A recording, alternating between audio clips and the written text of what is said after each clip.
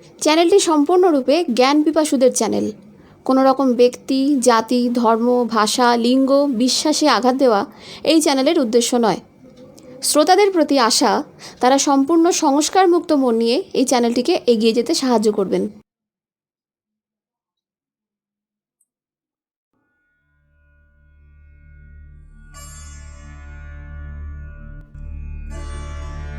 সম্রাট হাতির পিঠে চেপে চলেছেন যুদ্ধক্ষেত্রের ওপর দিয়ে। বলা ভালো, তিনি চলেছেন এক পরাজিতের রক্তস্নাত যুদ্ধক্ষেত্র দিয়ে, বিজয়ীর ভঙ্গিতে। কিন্তু আজ কেন তিনি মনমরা? তার তো আগে কোনোদিনও এমন হয়নি। গোটা জম্বুদ্বীপ জানে মগধ সম্রাট দেবানামপ্রিয় প্রিয়দর্শী একজন যুদ্ধবাজ, সুকৌশলী রাজা। সমগ্র আর্যাবর্ত থরহরিকম্প তার নামে। বাঘে গরুতে এক ঘাটে জল খায় তার রাজত্বে। প্রজারা তটস্থ হয়ে থাকে, আরও বেশি তটস্থ হয়ে থাকে তাঁর রচিত মনোরম নরকের জন্য। হ্যাঁ, নরক হলেও তা মনোরমই বটে। বাইরে যা প্রাসাদোপম, ভিতরে তাই সাক্ষাৎ নরক। হিন্দু পুরাণে বর্ণিত বিভৎস থেকে বিভৎসতর শাস্তিবিধান মেনে চলা হয় এই মনোরম নরকে। চলে পৈশাচিক অত্যাচার, চলে নারকীয় ব্যবহার। নরকের সর্দার যদি হন সাক্ষাৎ যম, তবে মর্তের এই নরকের সর্দার গিরিকা জল্লাদ, শাসকের পরম বিশ্বস্ত। তার কাজ ছিল রাজার বিরুদ্ধে যুদ্ধ ঘোষণাকারী রাষ্ট্রদ্রোহীদের এবং অন্যান্য অপরাধীদের মুখ লোহা দিয়ে ফাঁক করে তাতে ফুটন্ত তামা ঢেলে দেওয়া। বলা বাহুল্য, এই সবই সে করত সেই সম্রাটের নির্দেশেই, যিনি এসে দাঁড়িয়েছেন দয়া নদীর সম্মুখে। দয়া নদী যেন আকণ্ঠ রক্তপান করে তার দিকে বিভৎস দৃষ্টিতে তাকিয়ে হাসছে। সম্রাট দেখছেন তার চারদিকে ছড়িয়ে আছে হাজার হাজার সাধারণ মানুষের রক্তাক্ত ছিন্ন ভিন্ন লাশ। ধরহীন মুন্ড, মুন্ডহীন ধর, অঙ্গহীন দেহ। কেউ যন্ত্রণায় আর্তনাদ করছে, কেউ মৃত প্রিয়জনের দেহ আগলে আর্তচিৎকারে বুক চাপড়ে কাঁদছে। মাথার ওপর শত শত শকুন।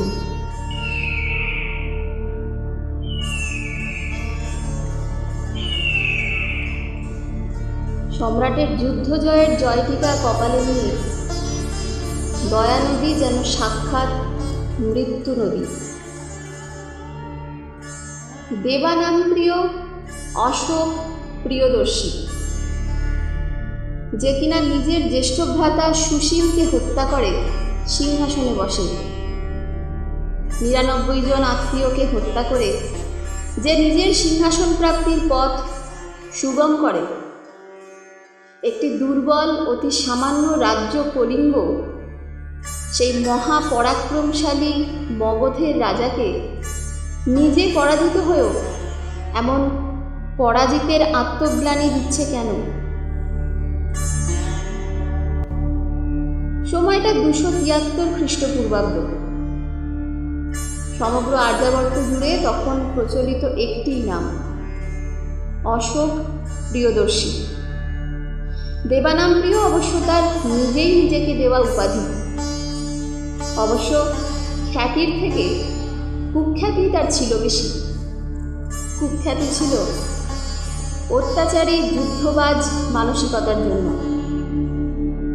ভারতবর্ষে সেই সময় হিন্দু ধর্ম ছাড়া ছিল বৌদ্ধ, জৈন ও আজীবিক ধর্ম। এই জৈন ও আজীবিকরা কুচক্রী স্বার্থপর রাজা অশোকের সিংহাসন আরোহণ মেনে নিতে পারেনি। অতএব শত্রুর শেষ রাখতে নেই, অশোক রাখেনি।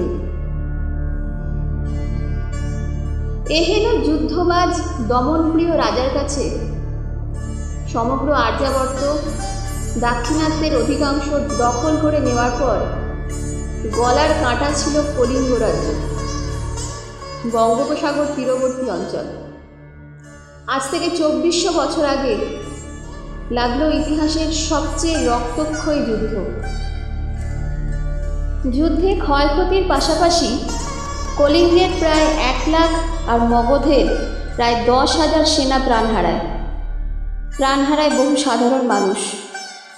শ্মশানে পরিণত হয় দয়া নদীর তীরবর্তী অঞ্চল। দয়া নদীর নাম মুখে মুখে পাল্টে হয় রক্ত নদী।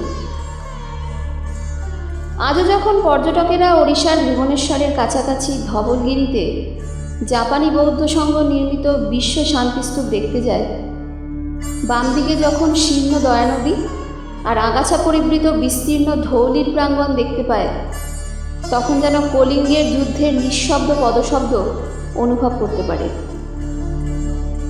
এমনই সে যুদ্ধ যা কিনা নিষ্ঠুর যুদ্ধবাজ সাক্ষাৎ নররূপী পিশাচ সম্রাট অশোককেও রাতারাতি ভারতের শ্রেষ্ঠ শাসকে রূপান্তরিত করে দেয়, পরিচিত করে মহামতি অশোক নামে, যিনি কিনা ভারতবর্ষের আধুনিক জীবনযাত্রায় আধুনিকত্ব আরোপ করেছিলেন।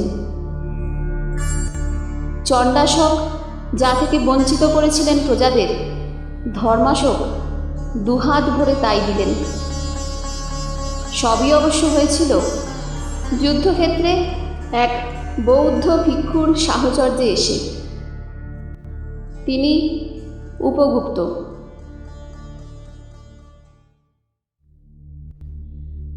9 সংখ্যাটি ভারতের ইতিহাসের একটি গুরুত্বপূর্ণ সংখ্যা। জ্যোতিষবিদ্যায় 9 পর্যন্ত সংখ্যা স্বীকৃত। 9টি গ্রহ যা সূচিত করে। অপরদিকে সৌরজগতে গ্রহের সংখ্যা 9। রাজসভার সবচেয়ে মেধাসম্পন্ন গুণী মানুষদের একত্রে নবরত্ন বলা হয়। চন্দ্রগুপ্ত মৌর্য হন বা বিক্রমাদিত্য, রাজা কৃষ্ণচন্দ্র হন বা রাজা কৃষ্ণদেব রায়, বাদশাহ আকবর হন বা মহামতি অশোক, প্রত্যেকের রাজসভায় অলঙ্কৃত করেছিল নবরত্ন সভা। শুধু ভারতবর্ষ বা হিন্দু ধর্ম নয়, পৃথিবীর অন্যান্য ধর্মেও 9 সংখ্যার গুরুত্ব অপরিসীম। হিব্রু বাইবেল মতে 9 হল সত্যের প্রতীক। খ্রিস্ট ধর্মে দিনের 9 ঘটিকা হল প্রার্থনার সময়। চীনা মতে 9 হল স্থায়িত্বের প্রতীক। 9 হল ড্রাগনের সংখ্যা। তিব্বতী বৌদ্ধতন্ত্রে প্রাচীন গুরুদের সংখ্যাও 9। পৃথিবীর অন্যতম বিস্তৃত প্রায় ধর্ম হল বাহাই ধর্ম। একেশ্বরবাদী, সাম্যবাদী, অসাম্প্রদায়িক ধর্ম। সেই ধর্মেও 9 একটি শুভ সংখ্যা। দিল্লিতে যে লোটাস টেম্পল বা বাহাই মন্দির আছে, সেই মন্দিরে পদ্মের পাপড়িগুলি মোট 3টি করে 9টি পংক্তিতে, অর্থাৎ মোট 27টি পদ্মের পাপড়িতে সজ্জিত। এবার এই 27 সংখ্যাটিরও 2টি ডিজিট যোগ করলে কত দাঁড়ায়? 2 + 7 = 9। মহামতি অশোক এই 9 সংখ্যার মাহাত্ম্য জানতেন কিনা জানা যায়নি, তবে তার রাজসভায় নবরত্ন নিয়ে ইতিহাস বিশেষ কিছু আলোচনা করেনি। তা অনেকটাই ধোঁয়ায় আচ্ছন্ন। তিনি কি আদৌ কোনো নবরত্ন সভা স্থাপন করেছিলেন? এই রহস্যের পর্দা যিনি ওড়ালেন তিনি টেলবট মান্ডি। 1923 সালে এই মার্কিন বংশোদ্ভূত ব্রিটিশ লেখকের একটি উপন্যাস প্রকাশিত হয়, যার নাম ছিল দ্য 9 আননোন। রহস্য রোমাঞ্চে ভরপুর সেই উপন্যাসে তিনি উল্লেখ করেন ইতিহাস থেকে লুকিয়ে রাখা এই 9 জন মানুষের কাহিনী। অনেকে বলেন যীশুখ্রিস্টের জন্মের 250 বছর আগে সেই 9 জন এমন কিছু বিষয়ের দিকে আলোকপাত করেন তা নাকি মানবজাতির অস্তিত্বের স্বার্থে সম্রাট কর্তৃক গোপন করা হয়। মান্ডি দাবি করেন যে এই 9টি বিদ্যায় পারদর্শী ছিলেন এই 9 জন। তারা তাদের সমস্ত জ্ঞান 9টি পুঁথিতে লিপিবদ্ধ করে যান। মান্ডি এদেরকে একত্রে ইলুমিনাতির মতো একটি গুপ্ত সংস্থা বলে দাবি করেন, যে সংস্থার প্রধান পৃষ্ঠপোষক ছিলেন স্বয়ং সম্রাট অশোক।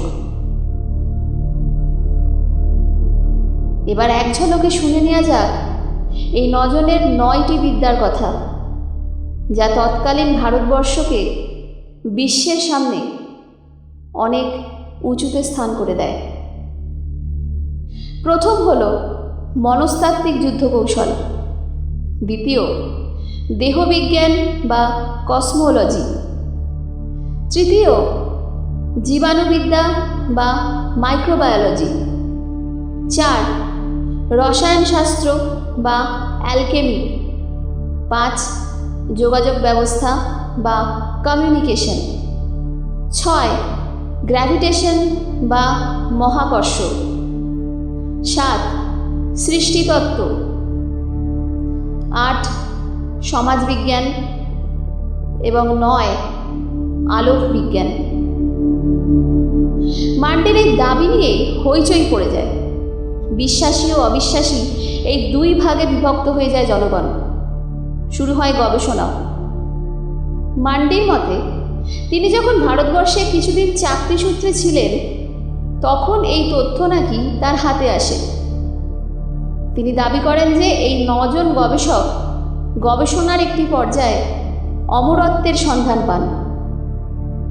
অতএব তারা নিজেদেরকে অমর করে রেখে যান যুগের পর যুগ।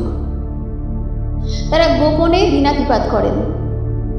শুধু যখন মানবজাতির অস্তিত্ব সংকটের মুখে পড়ে তখনই তারা গোপনীয়তা ভাঙেন, কিন্তু কখনোই প্রকাশ্যে আসেন না। অনেকে বলেন ভ্যাটিকানের পোপ সিলভেস্টারের সঙ্গেও তাদের যোগাযোগ ছিল। একসময়ের ভয়াবহ রোগ হিসাবে চিহ্নিত কলেরা, যার কোনো প্রতিষেধক তখন অবধি আবিষ্কার করা হয়ে ওঠেনি, সেই আবিষ্কারও নাকি ঘটে এই 9 জনের সাহচর্যে। এমনকি অনেকের মতে বিজ্ঞানাচার্য জগদীশচন্দ্র বসুর গাছেরও প্রাণ আছে নামক যে তত্ত্ব, তার বৈধতার পিছনেও এদেরই হাত ছিল। এমনকি অনেকে এটাও বলে থাকেন যে তাদের সাহায্যেই জগদীশচন্দ্র প্রথম বেতার আবিষ্কার করেন। কারোর মতে তারা আসলে ছিলেন গ্রহান্তরের জীব বা এলিয়েন। এই 9 জন গবেষক কি কি বিষয়ের উপর আলোকপাত করেন তার ব্যাখ্যাও দিয়েছেন টেলবট মান্ডি। তিনি যা বলে গেছেন তা জানতে পারলে রীতিমতো গায়ে কাঁটা দেয়, ভাবতে বিস্ময় লাগে, আবার গর্বও বোধ হয়। প্রথমত, মনস্তাত্ত্বিক উপায়ে কিভাবে জনমত বদলে তার নিজের অনুকূলে আনা যায় তার উপায় বাতলেছিলেন ওই রহস্যময় 9 জনের একজন। দ্বিতীয়ত, শুধুমাত্র স্পর্শে কিভাবে একজনকে মেরে ফেলা যায় সে বিষয়ে তারা ইঙ্গিত দিয়েছিলেন। মান্ডির মতে তারা বর্তমানের মার্শাল আর্ট বা ক্যারাটের কথাই বলতে চেয়েছিলেন, যেখানে তারা বলেন যে মানব শরীরের কিছু সংবেদনশীল জায়গা রয়েছে যেখানে আঘাত করলে অত্যন্ত বলশালী ব্যক্তিকেও ধরাশায়ী করে ফেলা যায়। তৃতীয়ত, আণুবীক্ষণিক জীব বা অণুজীব। চতুর্থত, ধাতু থেকে সোনা তৈরির পদ্ধতি তারা শাসককে গোপনে শিখিয়ে গিয়েছিলেন। যুদ্ধবিগ্রহ, মহামারীতে বিপর্যস্ত, প্রাকৃতিক দুর্যোগে বিপর্যস্ত জনগণের সাহায্যের জন্য ধাতুকে সোনায় রূপান্তরিত করা, সোনা উত্তোলনের পদ্ধতি এবং সোনার খনির ইঙ্গিতও তারা নাকি শাসককে গোপনে বলে গিয়েছিলেন। পঞ্চমত, যোগাযোগ ব্যবস্থা স্থাপন, তাও কিনা শুধু মানুষে মানুষে নয়, ভিনগ্রহীদের সাথেও কিভাবে যোগাযোগ স্থাপন করা যায় তার ব্যাখ্যাও আছে এই বইতে। ষষ্ঠত, কিভাবে আকাশে ওড়া যায়, কিভাবে বিমান তৈরি করা যায় তাও তারা লিপিবদ্ধ করে গিয়েছেন। বলা যায় এরোপ্লেন তৈরির চিন্তাও তাদের মাথা থেকেই নাকি প্রথম বেরোয়। সপ্তমত, পৃথিবীর সৃষ্টিতত্ত্বের ব্যাখ্যা খুঁজতে বর্তমানে বিজ্ঞানীরা হিমশিম খাচ্ছেন, কিন্তু তারা নাকি অনেক আগেই পৃথিবীর সৃষ্টি রহস্যের ব্যাখ্যা করে গিয়েছেন। অষ্টমত, আলোক বিজ্ঞান, পদার্থবিদ্যায় আলোর ব্যবহার ও তাকে মারণাস্ত্র হিসেবে ব্যবহারের পদ্ধতি লিপিবদ্ধ করে গেছিলেন সেই 9 রহস্য মানবের একজন। নবমত হল সমাজবিদ্যা। শেষ লেখা এই বইতে মানুষের তৈরি সমাজ, তার গঠন এবং তার ধ্বংস কবে কিভাবে হবে সেই বিষয়ে তারা ইঙ্গিত দিয়ে গেছেন। তবে মান্ডির কথা প্রথমে অস্বীকৃত হলেও 1960 সালে the meaning of the magician বইয়ে লুইস পাওয়েলস ও জ্যাকুইস বার্গার এই দাবির পক্ষ নিয়ে বলেন যে পোপ সিলভেস্টার ও ফরাসি অ্যাডমিনিস্ট্রেটর লুই জ্যাকলিয়ার এই সত্যতা স্বীকার করেছেন এবং পোপ নাকি এমন একটি বস্তু ভারত থেকে আমদানি করেন যেটি ছিল স্বয়ংক্রিয় একটি যন্ত্র, যা নাকি ইয়েস অর নো উত্তর দিতে সক্ষম ছিল, অনেকটাই আজকের কম্পিউটারের মতো, যদিও কম্পিউটারের নিজস্ব মস্তিষ্ক বলে কিছু নেই। পোপ সিলভেস্টার এই যন্ত্রটিকে প্রকাশ্যে আনতে চেয়েছিলেন, কিন্তু তার আগেই অত্যন্ত রহস্যজনকভাবে তার মৃত্যু হয়। বর্তমানের বহু গবেষক মনে করেন যে গুপ্ত যুগ ও বিজয়নগর সাম্রাজ্যের যুগে বিজ্ঞান প্রযুক্তির এত উৎকর্ষতার পিছনেও ছিলেন এই 9 রহস্য মানব। কেননা কোনো আধুনিক যন্ত্রপাতি ছাড়াই অত বছর আগে পৃথিবী থেকে সূর্যের দূরত্ব কি করে মাপা সম্ভব হলো? তুলসীদাসের লেখা বিখ্যাত হনুমান চালিসার সেই বিখ্যাত দুটি লাইন মনে পড়ে, যুগ সহস্র যোজনবার ভানু লীলো তাহি মধুর ফল জানু। এই সূত্রে পৃথিবী থেকে সূর্যের দূরত্বের ধারণা তুলসীদাস লিপিবদ্ধ করেন, যা তাঁর যুগেও পশ্চিমের বিজ্ঞানীরা আবিষ্কার করতে পারেননি, কিন্তু ভারতবর্ষ তা জানত। যদিও গুপ্তযুগে আর্যভট্টই প্রথম বিজ্ঞানী বা প্রথম জ্যোতির্বিজ্ঞানী যিনি আবিষ্কার করেন পৃথিবী সূর্যের চারপাশে ঘুরে। পাশ্চাত্য দেশ তখন অন্ধকারাচ্ছন্ন মহাদেশ। কিংবা পাই, তাও নাকি তারাই ইঙ্গিত দিয়ে গিয়েছিলেন, অর্থাৎ এই 9 রহস্য মানবের একজন। কিন্তু প্রশ্ন হলো, আজকে তারা কোথায়? মানব সভ্যতার ধ্বংসের সময় যখন তারা আবির্ভূত হন, তখন এই সময় তারা কোথায় আছেন? করোনা ভাইরাসের কবলে যখন লক্ষ লক্ষ মানুষ বিপর্যস্ত, রোগগ্রস্ত, সর্বশান্ত, সাম্রাজ্যবাদী শক্তির অন্যায় আস্ফালন যখন বিশ্ব রাজনীতিকে বিপর্যস্ত করছে, আজকে সেই তারা কোথায়? তাদের কি অমরত্বের মেয়াদ শেষ হয়ে গিয়েছে, নাকি তারা এখনো কোথাও ঘাপটি মেরে লুকিয়ে আছেন এবং নিভৃতে গবেষণা করছেন? আদৌ কি তারা ছিলেন? কে জানে। শেষ হলো মহামতির নবরত্ন। আবহ সঙ্গীতে শ্রী সন্দীপ সাহা। ধন্যবাদ।